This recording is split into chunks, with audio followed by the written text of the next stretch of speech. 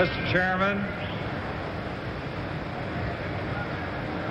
ladies and gentlemen, before I make these few remarks, I would like to introduce my wife, Judy, and half of my children, my oldest daughter and my what I call middle daughter, Pamela and Susan Agnew.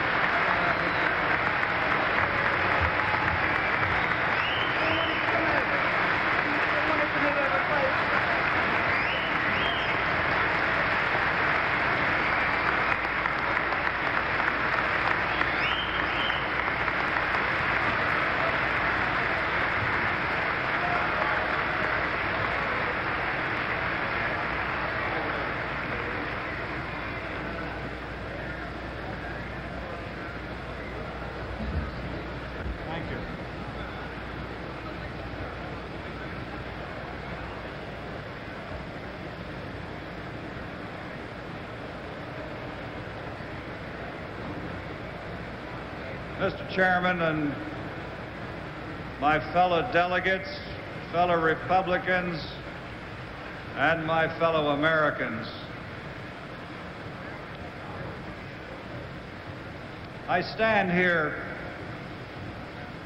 with a deep sense of the improbability of this moment. Last night, when I faced these microphones to place in nomination one of the truly great Americans of our time, Richard M. Nixon,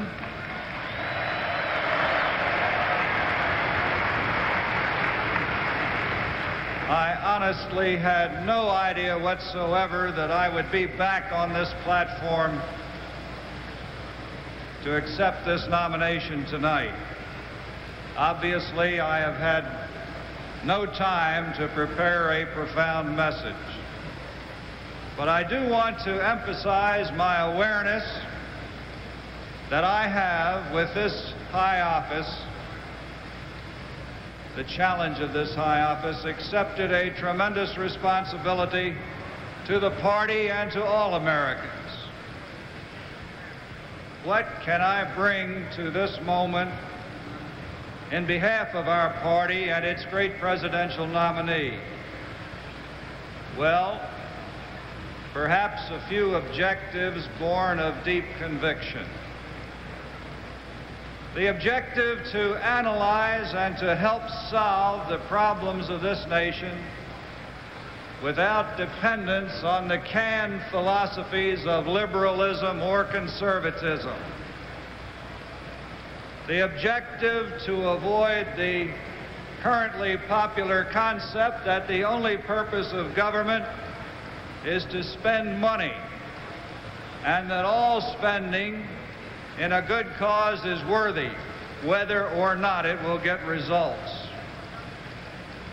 The objective that racial discrimination, unfair and unequal education, and unequal job opportunities must be eliminated, no matter whom that displeases.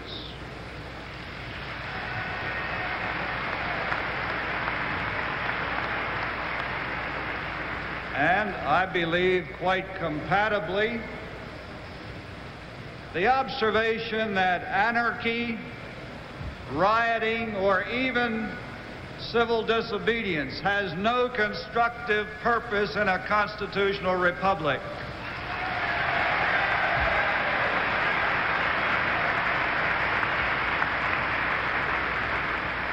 I look forward to sharing in an administration in which a president will entrust his vice president with vital responsibilities for the great problems of the states and the cities.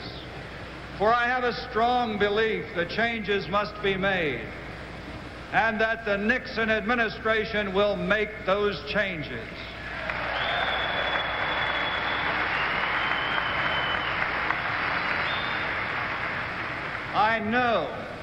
I am positive that there is a better way to balance the complex relationship between federal, state, and local government than is presently being exercised.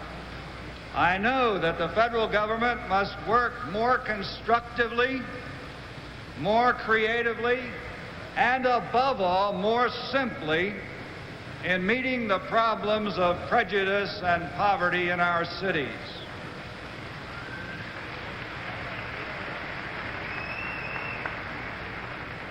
I know that there is a bright new world of ideas for cities, such as cultural, commercial, industrial centers, and satellite cities, that we are only beginning to explore.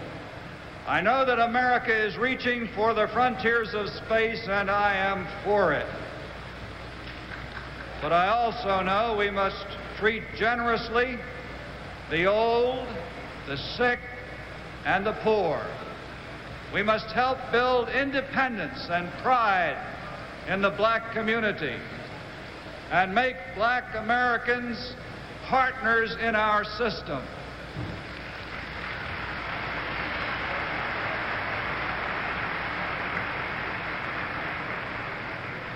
I also know that more important than words in this campaign and in the next administration will be action, the kind of action that follows from involvement in the problems and from the closest kind of relationship with the people who are involved in the problems. In this campaign, I will be speaking with those who, even as I have been, are dealing with these great problems every day.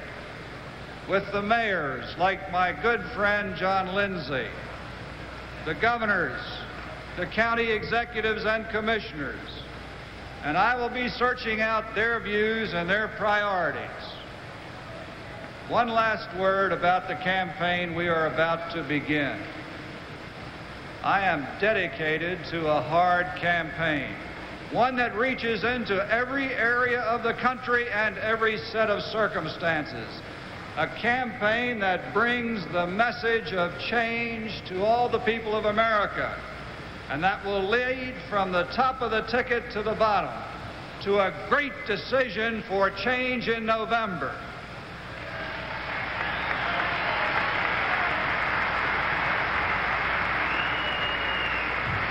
I feel that the Vice President must represent more than a region, or an issue, or a special interest.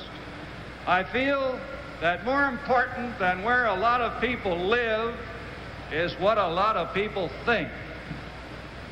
I feel more important on a national ticket than a partnership of political expediency is an alliance of ideals. More important than contrast of views in a single focus. The American people are a great people, proud of their individuality and diversity, but still our strength is in unity. And now as ever, a unity of leadership is imperative to restore the unity of America. And unity in our relationship depends on unity of leadership. Richard Nixon offers that kind of leadership, and I am honored to share in it.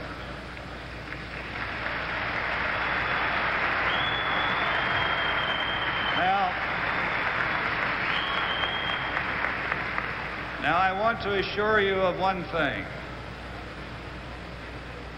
As a political animal and a relatively sensitive individual who hopes he will never lose his sensitivity, I am not unaware of what took place in this great convention hall at night.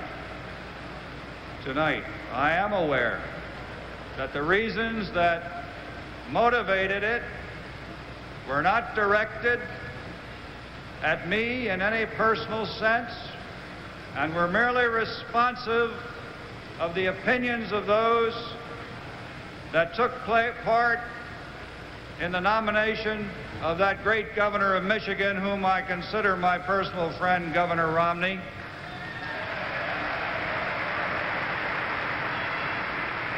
Those motives were simply to provide the strongest ticket for the Republican Party in November. I recognize also that a vice presidential nominee does not come to the successful fruition of his nomination by virtue of his personality or his attractiveness or his ability to generate a wave of enthusiasm on his own. He comes here because he is the selection of the man who does all those things on his own, the presidential nominee. And I am privileged that that great future President of the United States, Richard M. Nixon, has seen fit to invest in me his confidence to do the job. But I will not be satisfied, ladies and gentlemen. I will not be satisfied under any circumstances until I prove to you that I am capable of doing the job for the Republican Party and the American people in November. I recognize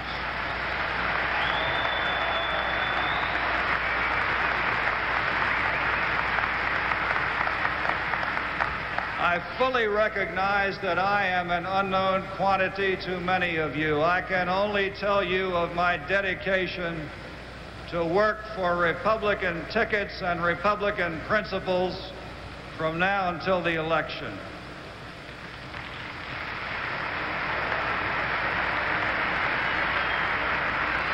And it is my fervent hope, my good friends, that when I visit your state, you will allow me to contribute in the way you consider most beneficial to that purpose that we all endorse, that we all aspire to, total change to a completely Republican-dominated political family, county, state, city, and federal in November.